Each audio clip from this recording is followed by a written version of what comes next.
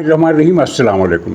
आज और कल कतर में इस्लामी और अरब सरबराहान मुमलकत क्या बड़े फ़ैसले करने वाले हैं या कर सकते हैं, और इसराइल के लिए मुश्किल सूरत हाल पैदा हो गई है। और उसके बाद पाकिस्तान के हवाले से अली अमीन गंडापुर ने बिल आखिर इमरान खान को खुली, नंगी और चिट्टी तलाक दे दी है। ये इस तलाक की खबरें तो पहले से गर्म थी और पीटीआई वाले कई दिनों से गंडापुर को निशाने पर रखे हुए थे, लेकिन अब उन्होंने बिल्कुल खुले और किसी लगी लिपटी रखे बगैर, कोई बात में झोल डाले बगैर, इबाम के बगैर इमरान खान से खुली किनारा कशी कर ली है। और जिस पर पीटीआई के अंदर एक सफ़े मातम बिछी हुई है, गालियों का बाज़ार गर्म है। और justice Sarfaraz, Islamabad high court के चीफ जस्टिस, वो गुंडों के निरगे में है। और ये निरगा कब ख़त्म होगा? जस्टिस साहब से, जस्टिस सरफराज डोगर साहब ने क्या ऐसी गलती कर दी कि वो इस गुंडों के घेरे में आ गए? ये मौज़ूआत हैं। लेकिन इससे पहले पाक फ़ौज के उन जवानों को खराजे अक़ीदत जिन्होंने दहशत गर्दों से लड़ते हुए जान कुर्बान की, 12 फ़ौजी बताए गए हैं। दीर में 7 फ़ौजी शहीद हुए हैं। और दहशत गर्दों की फितनतुल ख़वारिज जिन्हें कहा जाता है, पाकिस्तान के दुश्मन और भारत के एजेंट, इस्लाम के नाम पर एक धब्बा, ये टीटीपी के लोग कब तक ये कार्रवाइयाँ करते रहेंगे? हर आदमी तशवीश के साथ ये देख रहा है। और 35 दहशतगर्द भी मारे गए हैं, लेकिन हकीकत ये है कि ये तनासब सही नहीं है। यानी एक फ़ौजी जवान के बदले में 3 दहशतगर्द मारे जाना, ये बहुत बड़ी कीमत है। एक फ़ौजी जवान के बदले में 100 दहशतगर्द मारे जाने चाहिए। और बस अब दुआ है कि अल्लाह ताला इनको बर्बाद करे, क्योंकि ये इस्लाम और पाकिस्तान और इंसानियत के चिट्टे नंगे दुश्मन हैं। और जो लोग इनके साथ नरमी का रवैया इख्तियार करने का मुतालबा कर रहे हैं, ये तजवीज़ें दे रहे हैं, दरअसल वो भी भारत के इन एजेंटों का खामोश किस्म का साथ दे रहे हैं, पैसिव किस्म का साथ दे रहे हैं। फ़ौजियों के लिए जो शहीद हुए उनके लिए दुआए मग़फ़िरत, दुआए रहमत। तो नाज़रीन, हम चलते मौज़ूआत पर पहले हम बात करेंगे कतर कॉन्फ्रेंस में। आज इनकी वज़राए ख़ारजा का इजलास है, जिसमें एक करारदाद का मसौदा तैयार किया जाएगा। कहा जा रहा है कि मसौदा तैयार है, इसकी फ़ाइनल मंजूरी ली जाएगी और ये कल पेश किया जाएगा समिट में, और वहाँ से इसकी मंजूरी होगी। अच्छा, सितम ज़रीफ़ी ये देखिए कि इसराइल ने जब कतर पर हमला किया, हमास के रहनुमाओं को निशाना बनाने के लिए, जो बच गए, लेकिन कतर सिक्योरिटी फोर्स के और कुछ हमास के दूसरे लोग शहीद हो गए। तो इस पर अरब मुल्क ख़ास तौर पर हरकत में आया। और फिर इस्लामी दूसरे ममालिक को भी उन्होंने राब्ते किए और इस तरह इस समिट की राह हमवार हुई। और जिस तेज़ी से अरब मुल्कों ने एक दूसरे से राब्ते किए, वो एक बड़ी ख़बर थी। लेकिन देखने की बात यह है और अफसोस की बात यह है कि 2 लाख लोग कत्ल हो गए और अरब मुल्क खामोशी से देखते रहे। किसी ने कोई इक़दाम किया, ना राब्ता किया, और ना ही शदीद तरीन अल्फाज में मज़म्मत की। एक गोल मोल सी मज़म्मत गाहे गाहे ये कर देते रहे, लेकिन इन्होंने 2 लाख का कत्लेआम रुकवाने के लिए कोई कार्रवाई नहीं की। और अब जब अपनी इज़्ज़त पर बनाई कि हमसे धोखा हुआ है, तो ये सारे इकट्ठे हो गए। और ट्विटर पर एक ट्वीट किसी अरब का बहुत ज़्यादा वायरल होता रहा 2 दिन पहले। उसमें दूसरी बातों के अलावा जो ख़ास बात थी, जो बॉटम लाइन जिसे कहना चाहिए, वो ये था कि अरबों के पैसे से ही मारा जा रहा है। अरब मुल्कों ने इसराइल को इतना ज़्यादा फ़ंड दिया है, बराह रास्त नहीं, बज़रिया अमरीका। इसराइल जितने भी बम बरसा रहा है, चाहे वो गज़ा पर हो, चाहे वो शाम पर हो, चाहे वो यमन पर हो, चाहे वो कहीं भी हो, वो सारे पैसे अरब मुल्कों ने दिए हैं। सब पैसे अरब मुल्कों ने दिए हैं। यानी वही फ़ंड अमेरिका को मिलते हैं और अमेरिका फिर उन फ़ंड्स को इसराइल के हवाले कर देता है, चाहे हथियारों की शक्ल में, चाहे कर्ज़े की शक्ल में, चाहे किसी भी शक्ल में। 4 अरब मुल्क ख़ास तौर पर इसमें अहम गिने जाते हैं, जिन्होंने अपनी दौलत के ख़जाने इसराइल के लिए खोल दिए, बराह रास्त नहीं, बज़रिया बरास्ता अमेरिका। اور اب ان کی جان پر بنی ہے، عزت پر بنی ہے، تو یہ اکٹھے ہو گئے ہیں اور ساتھ میں مسلمان ملک بھی اکٹھے ہو گئے ہیں۔ لیکن اس چکر میں اسرائیل کے ساتھ بھی جو ہو رہا ہے وہ اسرائیل کے اندازے میں نہیں تھا۔ مثال کے طور پر بہت بڑا نتیجہ تو نہیں نکلے گا، لیکن اقوام متحدہ کی جنرل اسمبلی نے 142 ارکان کی حمایت سے اس مسئلے کا حل 2 ریاستیں بنانے میں کہا ہے اور 2 ریاستیں بنانے کی حمایت کی ہے۔ اور امریکہ بھی اس قرارداد سے پریشان ہے، کیونکہ امریکہ 2 ریاستی حل کا نام تو لیتا ہے، لیکن عملاً وہ 2 ریاستی حل کے راستے میں سب سے بڑی رکاوٹ ہے۔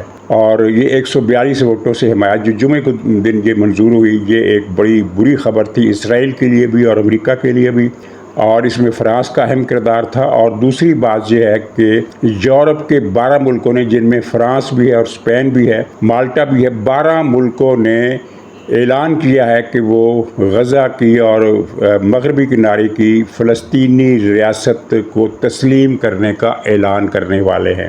اس کا مطلب یہ ہوا کہ غزہ اور مغربی کنارے پر جو قبضے کا اسرائیل کا فوری منصوبہ تھا، جس کے بارے میں یہ کہا جا رہا تھا کہ وہ اس مہینے کے اندر یا اگلے مہینے کے پہلے 15 میں مکمل ہو جائے گا، وہ کھٹائی میں پڑ گیا ہے۔ اور نہ صرف یہ ہے کہ قطر پر اس حملے سے بھی یہ منصوبہ کھٹائی میں پڑ گیا ہے۔ یہ ایک تھوڑا اہم نتیجہ نکلا ہے۔ اور اب آج کے اجلاس میں کیا ہوگا؟ عرب ملکوں کی میں بات کر رہا ہوں۔ عرب ملکوں کو جو میڈیا ہے، عربوں کا میڈیا ٹویٹر پر بھی اور ان کے جو ویب سائٹیں اخبارات کی اور جرائد کی، ان میں جو کچھ آ رہا ہے اس میں زیادہ تر تجویزیں ہیں، یعنی خبریت نہیں ہے، کوئی بریکنگ نیوز نہیں ہے کہ یہ ہونے والا ہے۔ ایسی کوئی خبر ابھی تک سامنے نہیں آئی جو یہ کہے کہ ہم نے سراغ لگا لیا ہے، کانفرنس میں یہ فیصلے ہوں گے۔ ایسی خبر نہیں ہے، لیکن تجویزیں سرکولیٹ کر رہی ہیں۔ ایک تجویز ہے کہ مصر اور سعودی عرب ایک مشترکہ فوج بنائیں، یعنی اس میں زیادہ فوجی تو مصر کے ہوں گے، سعودی عرب کے کم ہوں گے، لیکن سعودی عرب کا سرمایہ زیادہ ہوگا۔ لیکن مصر کا اعتبار نہیں کیا جا سکتا۔ پہلے تو میں آپ کو یہ بتاؤں کہ یمن کی جنگ میں وہ جو ریال شریف نے ایک اسلامی فوج کی سربراہی کی تھی، وہ اسلامی فوج کہاں ہے؟ اس اسلامی فوج میں سب سے بڑی نفری مصر اور سوڈان کی تھی۔ اور جنگ کے چند ہفتوں بعد ہی پہلے مصر کی فوج دوڑ گئی اور پھر سوڈان کی فوج بھی دوڑ گئی، اس کے بعد پھر امارات کی فوج بھی دوڑ گئی، پھر رہ گئے اکیلے ریال شریف۔ یہ وہی ریال شریف ہیں جو ریٹائر ہوئے تھے، تو انہوں نے گویا نواز شریف کی کن پٹی پر گن رکھ کر ان سے 4 ارب روپے کا پلاٹ ہتھیایا تھا۔ مزے کی بات یہ بتاؤں کہ کچھ دن پہلے اسی حوالے سے بات ہو رہی تھی، تو میں نے کہا یہ صاحب تو 4 ارب روپے کا پلاٹ لے کر اڑنچھو ہو گئے تھے سعودی عرب۔ تو وہ صاحب ہنسنے لگے۔ میں نے کہا بھی اس میں ہنسنے کی کیا بات ہے؟ کہنے لگا تم تو بے خبر آدمی ہو، تمہیں پتہ ہی نہیں ریال شریف کے لیے 4 ارب روپے کا پلاٹ کیا ہے۔ وہ اس نے بتایا کہ موصوف، اس کا کہنا ہے کہ موصوف کھربوں پتی ہیں، 4 ارب روپے کے پلاٹ کی تو حیثیت ہی کیا ہے۔ خیر یہ ایک الگ کہانی ہے۔ تو اسلامی فوج تو دوڑ گئی تھی، مصر بھی دوڑ گیا اور سوڈان بھی دوڑ گیا، کیونکہ سوڈان کی فوج نے اپنے اندر اپنے علاقے میں قتل عام کرنا تھا، دارفر میں قتل عام کرنا تھا، جنوبی سوڈان میں قتل عام کرنا تھا۔ انہوں نے کہا کہ ہم اپنی گولیاں یہاں کیوں ضائع کریں، ہم نے اپنے عوام مارنے ہیں، تو وہ واپس چلے گئے۔ یہی حالت مصر کی ہے۔ اچھا، مصر میں اب جو حکمران ہے وہ ہے سیسی، عبد الفتاح سیسی، جو ایک کٹر زائونسٹ ہے، جو سرے سے مسلمان ہی نہیں ہے، جس کا جو ہے ماموں وہ اسرائیل کی کیبنٹ کا پچھلی کیبنٹ میں ایک اہم وزیر تھا، شاید وزیر تعلیم تھا۔ تو اب ایک اسلامی ملک یا عرب ملک مصر جیسا، جو کہ عرب دنیا کا سب سے بڑا آبادی کے لحاظ سے سب سے بڑا ملک ہے اور فوجی قوت کے لحاظ سے بھی سب سے بڑا ملک ہے، جس کے پاس بے پناہ ہتھیار ہیں، ٹینک ہیں، طیارے ہیں، راکٹ ہیں، میزائل ہیں، نیوی ہے، ہر چیز ہے جس کے پاس، لیکن اس کا سربراہ اگر اسرائیل کا بندہ ہے تو وہ کون سی فوج کی قیادت کرے گا جو اسرائیل کے خلاف کام کر سکے؟ یہ ایک حیرت انگیز بات ہے جو سوچنی ہوگی کہ یہ کیا، پہلے تو یہ دیکھنا ہوگا کہ کیا یہ ملک قرارداد سے بھی آگے بڑھتے ہیں کہ نہیں، کیونکہ مجھے ان کے بارے میں شبہ ہے کہ یہ قرارداد سے آگے نہیں جائیں گے، اس لیے کہ قطر کے وزیر اعظم نے 3 دن پہلے دھمکی دی تھی کہ قطر میں جو امریکہ کا اڈہ ہے وہ خالی کرا سکتے ہیں اور اس کی جگہ کسی دوسرے ملک کا اڈہ بنا سکتے ہیں۔ یہ بہت بڑی دھمکی تھی، لیکن اس دھمکی کے اگلے دن ہی اعلان آ گیا کہ وزیر اعظم صاحب ٹرمپ کے پاس چلے گئے تاکہ اسرائیل کی شکایت لگائی جا سکے۔ اس کا مطلب ہے کہ وہ دھمکی تو قطر بود ہو گئی۔ پھر کل ان کی ملاقات ہوئی ٹرمپ سے، کیا بات ہوئی یہ ابھی تک کوئی خبر سامنے نہیں آئی، لیکن جب ذہنی سوچ یہ ہو کہ ہم نے اسرائیل کی شکایت لگانی ہے امریکہ سے، تو ان سے قوت بازو کی توقع کیا ہو سکتی ہے؟ میرا خیال ہے کہ مشکل ہے، لیکن دیکھتے ہیں، آج پتہ چل جائے گا شام تک کہ موڈ کیا ہے۔ قرارداد کے متن کے اجزاء بھی سامنے آ جائیں گے کہ قرارداد کس قسم کا ریزولوشن پاس ہونے والا ہے، اور کل پھر جب سبمٹ ہوگی اس میں کیا تقریریں ہوں گی، کیا قرارداد ہوگی، کیا اعلامیہ ہوگا، اس سے اندازہ ہوگا کہ موڈ کیا ہے۔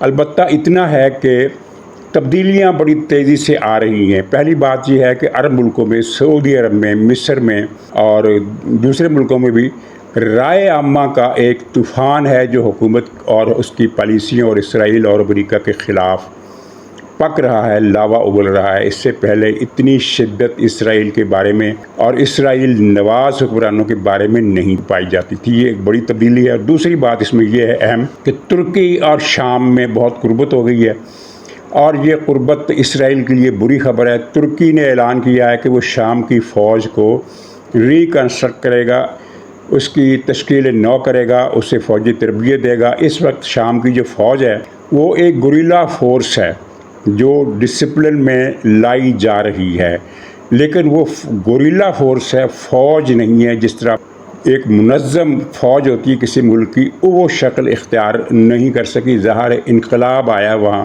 اور گوریلا فورس نے قبضہ کر لیا۔ اب وہ گوریلا فورس جو ہے وہ گوریلا فورس کے طور پر یہ ایکٹ کر رہی ہے۔ کچھ اس کو ڈسپلن میں کچھ ضوابط، کچھ تنظیم نو ضرور ہوئی ہے، ان کی وردیاں بھی بدلی گئی ہیں، ان کے لیے فوجی دفتر بھی بنائے گئے ہیں، لیکن ابھی باضابطہ فوج بنانے کا جو عمل ہے وہ ترکی نے شروع کر دیا ہے۔ اس کا مطلب یہ ہے کہ جو اسرائیل ہے وہ اب شام پر کوئی بڑے پیمانے والا حملہ نہیں کر سکتا، اور وہ کرے گا بھی نہیں، کیونکہ نظر آ رہا ہے اس کو بھی کہ پھر یہ ترکی سے تصادم ہو جائے گا، اور ترکی سے تصادم ہوا تو اسرائیل کو بڑا نقصان اٹھانا پڑے گا، کیونکہ معاملہ ٹکر کا ہے۔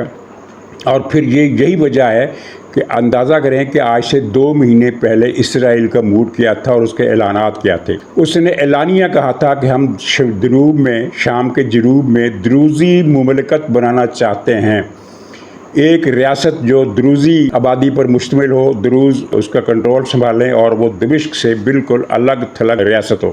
لیکن جب سے یہ شام اور ترکی کے یہ معاہدے ہوئے ہیں، اسرائیل نے دروزی ملک بنانے کا اعلان کرنا بند کر دیا ہے۔ اب وہ صرف یہ کہہ رہا ہے کہ ایک بفر زون ہو جو دروزیوں پر مشتمل ہو۔ دوسری طرف وہ اس کارروائی کو نہیں روک سکا جو شامی فوج نے کی ہے، شامی حکومت نے کی ہے۔ وہ کیا ہے؟ دروزیوں کی ساری پٹی عرصہ دراز سے ایک انڈیپینڈنٹ علاقے کے طور پر کام کر رہی تھی، اور شام کی فوج کو اس کے اندر داخلے کی اجازت نہیں تھی۔ عملاً گویا کہ وہ ایک الگ ملک بن چکا تھا، لیکن احمد الشرع کی حکومت نے اس سارے علاقے میں اپنی فوج داخل کر دی ہے۔ جو ان کا سب سے بڑا شہر ہے سویدا، اس کے اندر اب بھی دروز ملیشیا کا کنٹرول ہے، لیکن اس شہر کے چاروں طرف شامی فوج بیٹھی ہوئی ہے، جو ایک بہت بڑی ڈیولپمنٹ ہے۔ یعنی کہ دروز علاقہ اب شام سے الگ نہیں، شام کا حصہ ہے، اگرچہ اس کے شہر سویدا پر جو 2.5 لاکھ آبادی کا شہر ہے وہ بدستور دروز ملیشیا کے قبضے میں ہے، لیکن باقی سارا علاقہ شامی فوج کے کنٹرول میں۔ تو آج شام اور کل دن کو ہمیں پتہ چلے گا کہ عرب ملکوں کا موڈ کیا ہے تو یہ اسلامی کانفرنس، لیکن اصل میں یہ عرب سمٹ ہے۔ اسلامی دوسرے مسلمان ملکوں کے سربراہ تو اس میں اگرچہ آئیں گے تو وہ یعنی باقاعدہ مندوب کی شکل میں، لیکن عملاً ان کی حیثیت جو ہوگی وہ مبصر کی ہوگی۔ اچھا ناظرین، گنڈاپور صاحب پیچھے جو کچھ کرتے رہے اور پی ٹی آئی جس طرح ان کو مشکوک نظروں سے دیکھتی رہی، وہ کوئی ابراز کی بات نہیں، ہر آدمی کو معلوم ہے، ہر پی ٹی آئی کے ورکر کو بھی معلوم ہے، جو پی ٹی آئی کی مخالف ہے ان کو بھی معلوم ہے۔ تو کل کی بات ہے کہ ایک پارٹی کے اجلاس میں، جس میں پارلیمانی پارٹی کے بہت سارے لوگ تھے اور گوہر خان بھی بیٹھے ہوئے تھے، تو گنڈاپور نے انہیں صاف کہا کہ بھئی آپ مجھے پی ٹی آئی کا وزیر اعلیٰ نہ سمجھے، میں پی ٹی آئی کے وزیر اعلیٰ نہیں ہوں، میں ان کا وزیر اعلیٰ ہوں جن کا ہوں۔ اشارہ کس طرف تھا آپ سمجھ گئے ہوں گے۔ اس پر جو میٹنگ میں لوگ تھے وہ سٹن رہ گئے، اور ساتھ ہی گنڈا پور نے ایک دھماکہ اور کر دیا اور کہا کہ صوبائی پارلیمانی پارٹی کے 22 ممبر ایسے ہیں جو فوج کو بقول ان کے لکھ کر دے چکے ہیں کہ آپ جب بھی کہیں گے اس وقت ہم آپ کی مرضی کے مطابق ووٹ دیں گے، جس مطالبے کے حق میں آپ کہیں گے ہم اس مطالبے کے حق میں ووٹ دیں گے۔ یعنی کہ گنڈا پور صاحب یہ بتا رہے تھے کہ 22 ارکان جو ہیں وہ پی ٹی آئی کے اب پی ٹی آئی کے نہیں رہے، وہ جب چاہے گی فوج ان کو اپنی، ان کے الفاظ میں، فوج جب چاہے گی ان سے اپنی مرضی کا ووٹ لے لے گی۔ یہ تو 2 دھماکے انہوں نے کیے، اور اس سے پہلے وہ تیسرا دھماکہ وہ کر چکے تھے کہ عمران خان نے کہا کہ مذاکرہ یہ فوجی آپریشن بند کراؤ، تو گنڈا پور نے کہا فوجی آپریشن تو ہو ہی نہیں رہا، بند کہاں سے کراؤں، گویا انکار کر دیا۔ اور پھر ساتھ ہی یہ بھی ہے کہ گنڈا پور نے کوئی 10-12 دن پہلے یہ کہا تھا، شاید 3 ہفتے پہلے یہ کہا تھا، 2 ہفتے یا 2.5 ہفتے صحیح یاد نہیں، وہ یہ ان کا اسٹیٹمنٹ چھپی تھی اخباروں میں اور ٹی وی چینلز پر آئی تھی کہ پختونخوا میں تو آپریشن کوئی ہو ہی نہیں رہا، ایک ٹارگیٹڈ کارروائیاں ہو رہی ہیں، اور ٹارگیٹڈ کارروائیاں کرنے والے ہمارے مہمان ہیں، اور جن کے خلاف وہ کارروائیاں کر رہے ہیں وہ تو دہشت گرد ہیں۔ یہ عمران خان کے منہ پر گنڈا پور نے ڈبل جوتا رسید کیا تھا۔ اب یہ بات آگے سامنے، اس کے بعد اب عمران خان نے ایک اور حکم دیا کہ افغانستان جاؤ، تو اس نے کہا میں کیسے جاؤں، میرے پاس تو پاسپورٹ ہی نہیں ہے۔ یعنی اب گنڈا پور کھل کھلا کے ننگا ہو کر عمران خان کے سامنے کھڑا ہو گیا، اور پی ٹی آئی کو، عمران خان کو اس نے طلاق دے دی ہے۔ اور دوسری خبر جو میرے پاس ہے وہ یہ ہے کہ 22 ارکان کی بات تو گنڈا پور نے جو کی سو کی، گنڈا پور کے ان 22 ارکان کے علاوہ 30 ارکان کے ساتھ رابطے ہیں، اور گنڈا پور کا دعویٰ ہے کہ یہ 30 ارکان میری مرضی سے چلیں گے، جہاں میں کہوں گا وہ ووٹ دیں گے، جہاں میں کہوں گا وہ ووٹ نہیں دیں گے۔ 30 اور 22 ہو گئے 52۔ اب 52 ارکان، اب پی ٹی آئی نے وہ مہم چلا دی ہے کہ گنڈا پور استعفیٰ دے، گنڈا پور سے استعفیٰ لیا جائے یا خود استعفیٰ دے۔ تو جب 53 ارکان گنڈا پور کے پاس ہوں گے تو گنڈا پور سے استعفیٰ لے کر پی ٹی آئی والے کسے وزیر اعلیٰ بنائیں گے، کسے بنائیں گے؟ اس کا مطلب یہ ہے کہ پھر جو حکومت پی ٹی آئی ختم کرنا چاہتی ہے وہ پھر اس کی جگہ اپنی مرضی کی حکومت نہیں لا سکے گی، یہ نظر آ رہا ہے۔ اور پھر اس کا نتیجہ یہ ہوگا کہ جتنے مفرور خیبر پختونخوا میں بیٹھے ہیں سب کو اپنی اپنی پڑ جائے گی، وہ پھر کہاں پناہ لینے کے لیے جائیں گے؟ کنڈر جائیں گے یا پکتیکا جائیں گے یا جلال آباد جائیں گے، کہاں جائیں گے؟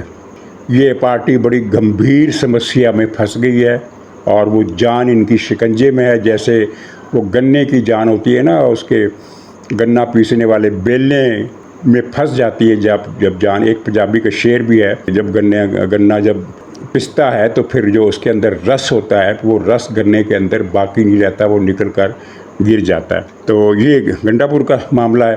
اچھا، چیف جسٹس اسلام آباد ہائی کورٹ سرفراز ڈوگر صاحب کے ساتھ ایک بدتمیزی کا واقعہ ہوا، جو بی ایل ای کی وکیل ہے، کیا نام ہے اس کا، وہ اور اس کا شوہر اس سے پہلے سر عام غنڈہ گردی بھی کر چکے ہیں، پولیس ناکے توڑ چکے ہیں، پولیس والوں کے گلے پڑ چکے ہیں، ان سے ہاتھا پائی کر چکے ہیں۔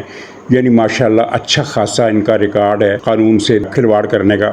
کیس کی سماعت تھی تو سرفراز ڈوگر صاحب نے کہا کہ بی بی تم نے مجھے ڈکٹیٹر کہا ہے ایک پروگرام میں، تو میں توہین عدالت کی کارروائی انیشیٹ کر سکتا ہوں تمہارے خلاف۔ پھر انہوں نے اس کے خامد وہی جو پولیس کے ساتھ ہاتھا پائی میں بھی ملوث تھا اس سے کہا کہ اسے سمجھاؤ ورنہ میں اسے پکڑ لوں گا، یعنی کہ اس پر کیس کر دوں گا۔ اب ان دونوں باتوں میں کوئی بات بھی غیر عدالتی روایات میں شامل نہیں ہے۔ جب بھی کسی جج کو پتہ چلتا ہے کہ کسی آدمی نے میرے بارے میں یہ فکرہ کہا ہے جو اسے نہیں کہنا چاہیے تھا، تو وہ کمرہ عدالت میں اسے وارننگ دیتا ہے کہ میں تمہارے خلاف توہین عدالت کی کارروائی شروع کر سکتا ہوں۔ اور ثاقب نثار وغیرہ تو یہ وارننگ بھی نہیں دیتے تھے، وہ تو کارروائی کے لیے بلا لیتے تھے۔ مسلم لیگ کے کئی لیڈروں کو انہوں نے پکڑا اور 6 مہینے کی سزائیں دی ہیں۔ سرفراز ڈوگر کی تو شرافت ہے کہ انہوں نے کارروائی شروع نہیں کی بلکہ کارروائی شروع کرنے کا انتباہ کیا۔ اس بات کو 3 دن ہو گئے۔ اب پی ٹی آئی کا جو ہنڈا گروپ ہے ولاگرز کا، 10-15 سے بھی زیادہ لوگ ہیں، کراچی کے ہیں، اسلام آباد سب سے زیادہ اسلام آباد کے ہیں، پھر کراچی کے ہیں، پھر دوسرے مقامات کے ہیں۔ انہوں نے جو سرفراز ڈوگر صاحب کے خلاف کمپین شروع کی ہے، اس کے متن اگر آپ دیکھیں تو آپ کہیں گے کہ یہ انسانوں کی، شریف انسانوں کی زبان نہیں، یہ غنڈوں کی زبان ہے۔ اور غنڈوں کی زبان وہ بی بی بول رہی ہے، کیا نام ہے اس کا، ایمان مزاری۔ اس نے کہا، پہلے تو اس نے یہ کہا کہ یہ ڈکٹیٹر ہے، اور جب انہوں نے جواب طلبی کی اور کہا کہ میں توہین عدالت کی کارروائی کر سکتا ہوں، تو اس نے کہا کہ تم اپنا تعصب اس کیس پر اثر انداز نہ کرو، یعنی تم تعصب رکھتے ہو، یہ دوسرا فقرہ تھا توہین عدالت کا۔ اس کے بعد ازاں اس نے کہا کہ میرے ساتھ بدتمیزی کی ہے، جج نے، چیف جسٹس نے بدتمیزی کی ہے، اور پھر مزید کہا کہ طوفان بدتمیزی کیا ہے۔ کون سا طوفان بدتمیزی، کون سے ریمارکس ہیں جو بدتمیزی کے ذیل میں آتے ہیں؟ ایک بھی نہیں ہے۔ ہاں، پی ٹی آئی کا جو میڈیا ہے وہ پکڑ لوں گا کہ فقرے کو انہوں نے پکڑ لیا ہے اور کہا ہے کہ یہ تو جنسی ہراسمنٹ ہے۔ پکڑ لیا کہ مطلب یہ وہ لے رہے ہیں کہ جیسے پولیس والا کوئی کسی جیب کترے کو جپھا ڈال کر پکڑ لیتا ہے، تو چیف جسٹس نے اس طرح کی بات کی کہ میں اسے جپھا ڈال کر پکڑ لوں گا۔ یہ ظاہر بددیانتی کی انتہا ہے اگر اس فقرے کی یہ تشریح کی جائے۔ پکڑ لوں گا کا مطلب یہ ہے کہ کیس بنا دوں گا توہین عدالت کا، اسی کو پکڑنا کہتے ہیں۔ جج کسی ملزم کو جپھے مار کر پکڑتا ہے، اور پھر اس کے بعد جب چیف جسٹس نے وضاحت کی کہ میں نے یہ فقرے نہیں کہے اور میں تو اس کو بیٹی مانتا ہوں، بیٹی کی طرح میں نے اسے ٹریٹ کیا ہے، تو یہ جو خاتون ہے، جو ایک بہت بڑی جنوبی پنجاب کی سب سے بڑی جاگیرداروں میں سے ایک جاگیردارنی کی بیٹی ہے، اور اس کو دوہرا مان ہے۔ ایک تو یہ ہے کہ میری ماں بہت بڑی جاگیردارنی ہے، اس کے بڑے بڑے لوگوں سے تعلقات ہیں، کوئی مجھ پر ہاتھ ڈال نہیں سکتا، کوئی مجھے کچھ کہہ نہیں سکتا، اور دوسرا اسے زوم ہے کہ میرے پیچھے BLA کھڑی ہے، بلوچستان لبریشن آرمی، جب چاہوں گی کسی جگہ خود کچھ دھماکہ کرا دوں گی، اس طرح کی سوچ ہے، کوئی اسے ہاتھ نہیں ڈال سکتا۔ تو اس نے کہا کہ اس نے مجھے بیٹی کیوں کہا، میں اس کی بیٹی نہیں ہوں، اسے شرم مانی چاہیے۔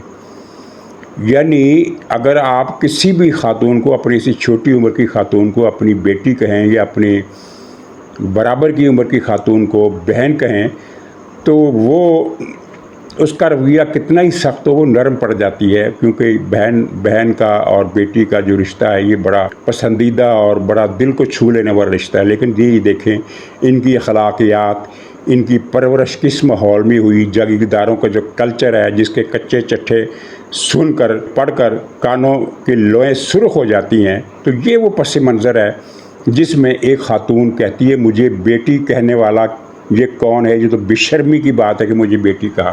جو لڑکیاں، جو عورتیں خود کو بیٹی کہے جانے کو بے شرمی کا مظاہرہ کریں، ان کی شرم کا اندازہ آپ لگا لیں کہ وہ کیا کردار ہوگا، ان کی کیا پرورش ہوگی، ان کے کیا لائف سٹائل ہوگا، کیا ان کا، بس اب اس سے زیادہ کیا کہا جا سکتا ہے۔